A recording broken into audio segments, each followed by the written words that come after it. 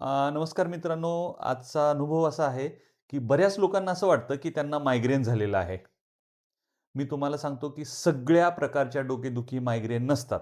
उदाहरणार्थ आजचंच उदाहरण, पेशंटला दोन्ही बाजूने प्रचंड डोकं दुखतंय, या बाजूने इथं दाबल्यासारखं होतं, कंटिन्युअस डोकं दुखत राहतं आणि काहीतरी घरात का ऑफिसच्या ठिकाणी भरपूर टेन्शन आहे आणि त्यांचं थोडं स्ट्रेस टेकिंग पर्सनॅलिटी आहे आणि हे असं बऱ्याचदा ह्या टाईपचं त्यांना डोकं दुखतंय. तर मित्रांनो, दोन्ही बाजूने दुखणारं डोकं किंवा काहीतरी टेन्शन आल्यानंतर, स्ट्रेस आल्यानंतर, फिजिकली किंवा मेंटल स्ट्रेस आल्यानंतर जे डोकं दुखत असतं, ते मायग्रेन नसतं. त्यांनी आल्या-आल्या मला सांगितलं, की "डॉक्टर आम्हाला मायग्रेन आहे."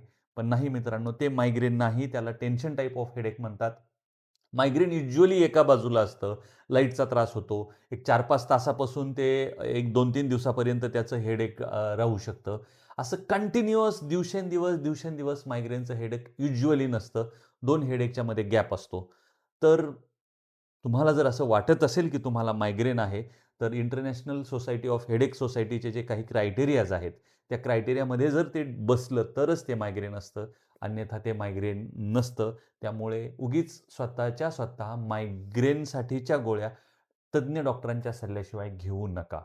सगळ्या प्रकारची डोकेदुखी मायग्रेन असेलच असं नाही आणि कॉमन म्हणजे हे आणि हा भाग हे दाबल्यासारखं दुखत असेल, तर ते टेन्शन हेडेक असण्याची शक्यता खूप जास्त आहे मित्रांनो.